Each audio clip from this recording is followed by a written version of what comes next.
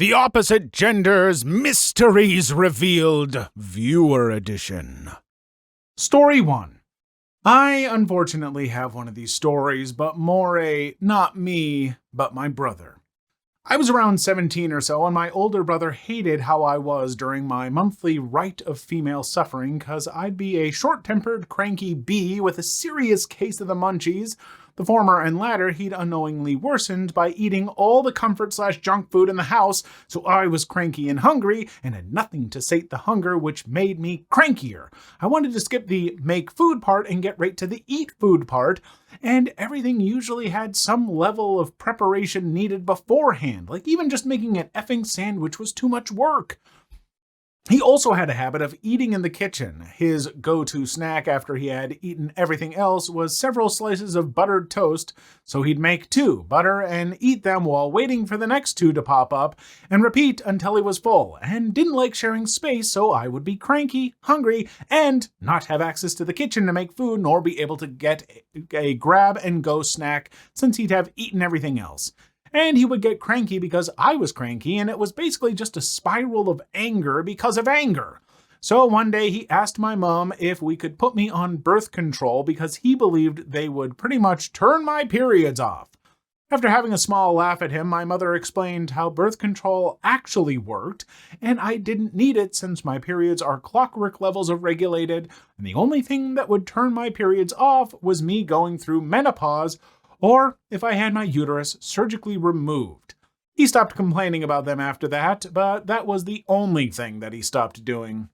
It also meant that whenever I was angry, it was a, "Are you on your period?" taunt. Sometimes I was, and would be like, "Yes, I am actually. Thank you for noticing."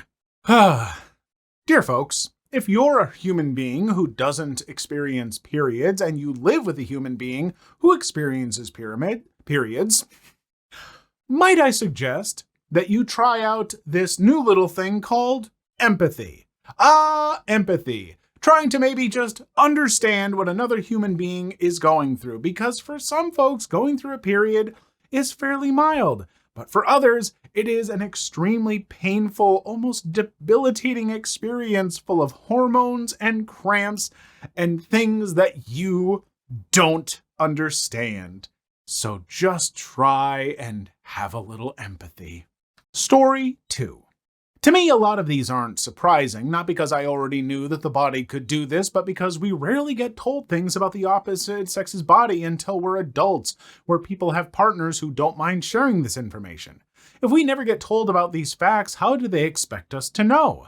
To me, I don't think not knowing this knowledge until you are older is embarrassing. I think it's normal because how else would you know? I don't think I could go and ask some girl in my year at school all the technically obscure facts about their body. They might not even know yet about some of these things.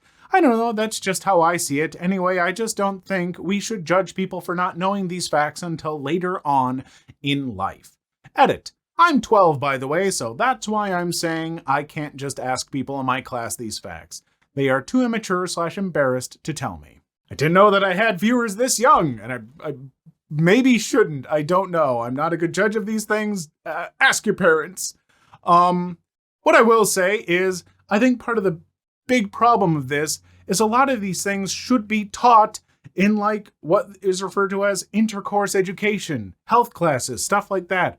They should be explaining this stuff. They shouldn't leave it obscured. They shouldn't not tell guys about things like periods and stuff. We should know these facts about human beings. It's part of knowledge. It should be part of the knowledge base. And also, parents should be having these discussions with their kids. Let them know. Don't leave your kids wondering about stuff or confused about things until they're in their 20s. Story 3. Story 9 isn't wrong. It's a skill that takes a very strong pelvic floor, but on particularly heavy days will at most only buy you time. It's far from an average, more a niche skill that a unicorn level of women achieve. It takes a lot of practice, and again, even once achieved, isn't guaranteed to be 100% effective. My friend is pretty good at it, but she was also a state champion wrestler in boys wrestling and continued to keep her core and pelvic floor conditioned afterwards. Also, to be clear, it's not possible to hold it indefinitely to let out whenever you want to use the bathroom. It's just a practice of feeling the movement before it actually exits, tightening the muscles and being able to stop it from exiting until you get to a toilet. My friend has about 10 minutes to get to the bathroom before it beats her. 7 to 10 minutes. The only real bonus to this is saving money on sanitary products by not needing to use them when you're at home. Story 4. I used to work at a telemarketing company, and I was 19 to 21, and I worked with a lot of high schoolers, like 16 to 18, and every time I would get my period, I would always make it known because I have very, very painful periods. I have endometriosis and have ovarian cysts and have had several bursts. And I like to complain, and anytime anyone would ask me what's wrong, I would just start with, well, once a month. And usually people stop me, but if they didn't, I would just keep talking about periods and explain literally everything to anyone who was close enough to be listening. And I educated so many teenage boys about periods and period products, and literally as much as I could tell them in that shift. Like I once had a 2-hour conversation with 3 teenage boys about what happens, pretty detailed recounts, and how to deal with a period and what they should do when their girlfriend or sister or any woman in their lives gets their period. Story 5. I'm a guy, so it may come as a surprise, but I didn't know what circumcision was until college, age 22. I knew it existed, I just didn't know what it was. I saw the A and B photos, but couldn't tell for the life of me which was before and after. One day a classmate showed me a video of a guy peeling a banana, but just the tip. I finally learned what foreskin was, and I learned that it's more of a peeling than a slicing, which for me is somehow more painful. It all clicked at once, and I started crying. Our professor looked at me and was confused. Once he explained what just happened, he responded, "Really? Just now?" Not upset, just genuinely surprised. I was honestly kept in the dark about this stuff too until I was a teenager. I didn't realize that there were people who were not circumcised. That to me was just wait, what? Eventually I saw a picture in some health book in junior high or high school, and I was like, wait, what? What the hell's going on? That's not right. Story 6. I must say that a lot of this is quite interesting to me, mainly because even if I'm a guy, I've been told countless times that I think similarly to a girl but act like a boy. That concept may sound a bit weird, but basically I have the general thought process that a lot of women have, though my actions reflect more that of a guy's impulse, and with this strange situation, half the time I don't understand where different unspoken rules come from with the opposite gender or my own. So it's been interesting for me to hear information like this from time to time, which, to clarify, I'm mostly talking about the stuff revolving around general behavior, not any anatomy-based answers. Story 7. I'm a guy. When I was around 20, a 60-ish-year-old guy randomly asked why chickens laid eggs that hadn't been fertilized.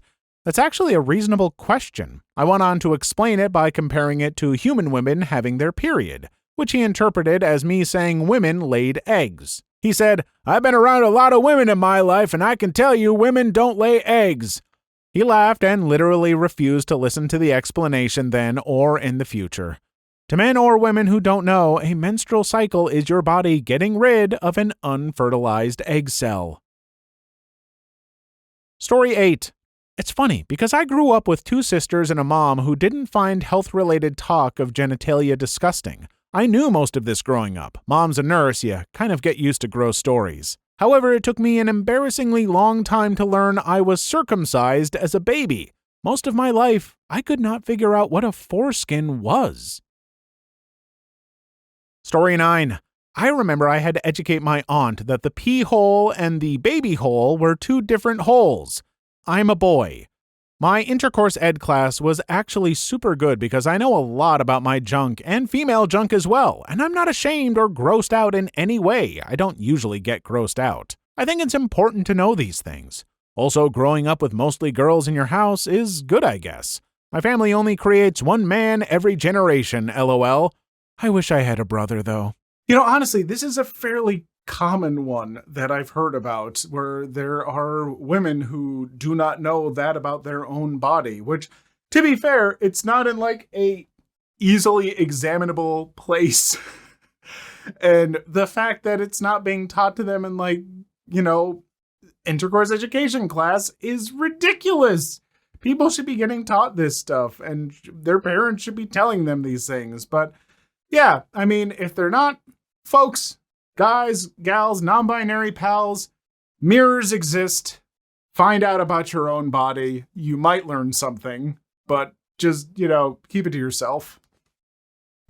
Well, wait, keep it to yourself until you have kids and educate your kids.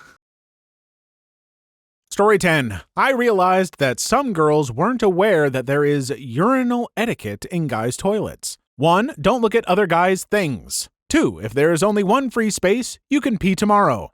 3. Stay as far away from other men as possible while using the urinal.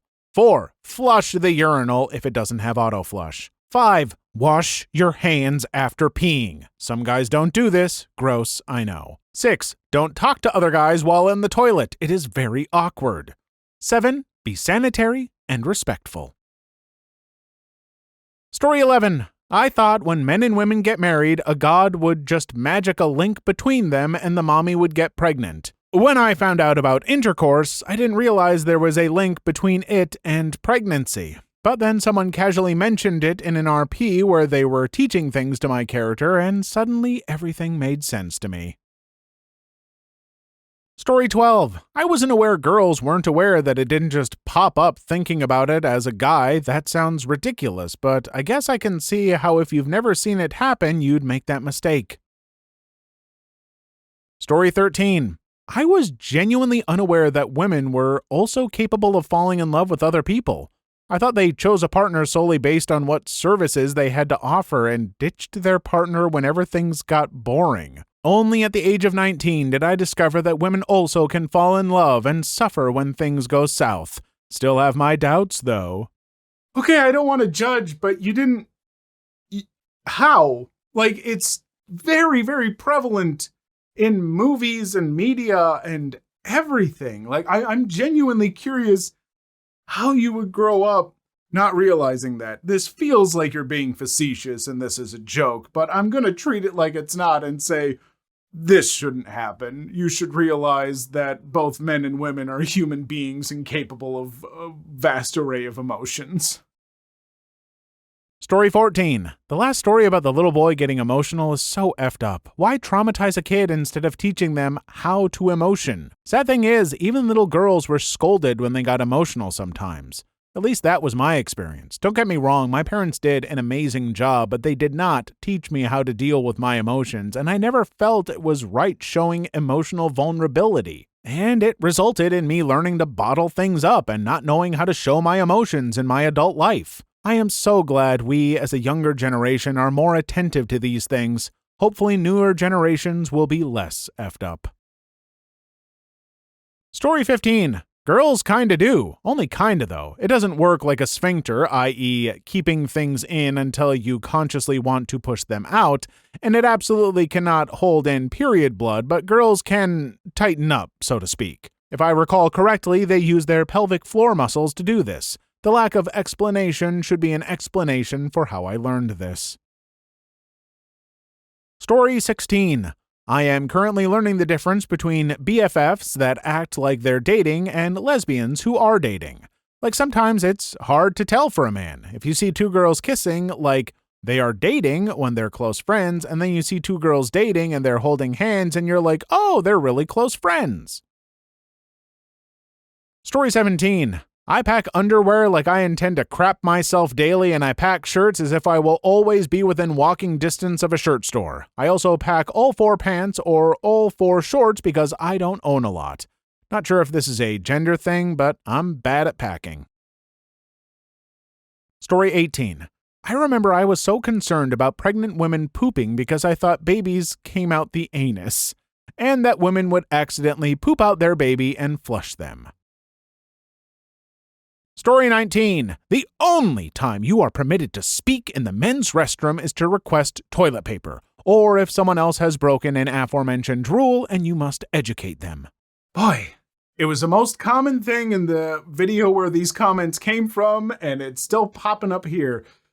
We're real concerned about the men's restroom rules and urinals and not talking and all that kind of stuff. And believe me, I follow these rules. very, very much so. I'm a firm believer in them, but I feel like everyone knows this by now, right? Story 20. I learned about morning wood after I got married. I thought he was excited and I got frisky, lol. Then he explained that it's normal and it's making sure everything works properly, lol. He learned a lot from me too, lol. Story 21. I wish I could control the bleeding. I had to quietly scrub my own blood out of my white bed sheets and shorts at 3 a.m. the other night. I woke up due to cramps. They get worse towards the end, like a container of ketchup. Story 22. Not gonna lie, I always shop in the boys section because their pants and shirts are so much more comfortable. And pockets! And they don't say stupid crap like unicorns for life and girl power and other stupid crap. I am not kidding when I say this is one of the only decorations that I have up in my office. So you can take your anti-unicorn whatever and shove it. How dare you? Story 23. Female pants have small pockets because at some point the market indicated that form trumped function sold better. The thinking was if they wanted pockets, they would just buy male pants. As the market changes, this will also change. Everything isn't the evil patriarchy. Story 24. I too used to think most women were neat, tidy, and clean freaks.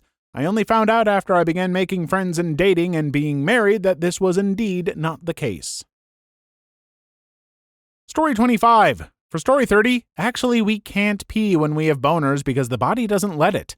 Just imagine the large acidity of the urine. It would kill all the semen, making it useless. I just actually wanted to come in and say that the acidity of urine is actually kind of variable, and I want to say it goes from like 5 to 8 or 9 on the pH scale, which is actually acidic to alkaline to neutral. So, I mean, I think typically urine tends to skew acidic, but it's not like wildly acidic, and it doesn't even have to be acidic, especially if you're a voice actor like me who drinks tons and tons of water, so... Story 26. Concerning story 37 in the original video, I'm a male with long hair and I do that too, but only while shampooing, through combing conditioner or rinse combing. All other times I just pull it off the comb brush and drop it in the waste bin. Story 27. I think the guys not standing directly is a subconscious dominance thing. And yes, bathroom silence is amazing. I don't know why people feel the need to talk. Shh, business time. Story 28. I had no idea pads went on underwear. I always thought they were worn like a diaper or something. Story 29. Concerning story 37 from the original video, hit like a brick. My mom gets peed at me whenever my hair is in the drain. I'm a dude with an afro, and yells at me for not putting it on the wall like her. Sorry, Gremlin, but I have more hair than you and I don't know when it happens. It just does. Story 30. As a person with long hair, I only wash my hair when it gets really dirty, which has been like 3 to 4 months at this point. I only rinse it and brush it with a Tangle teaser brush, and it looks like I use all the fancy hair stuff, but I don't, lol. Oh man, couple stories in a row about getting hair in the drain. I feel you folks, man. It is such a problem. My hair just clogging up the drain. It is just a pain.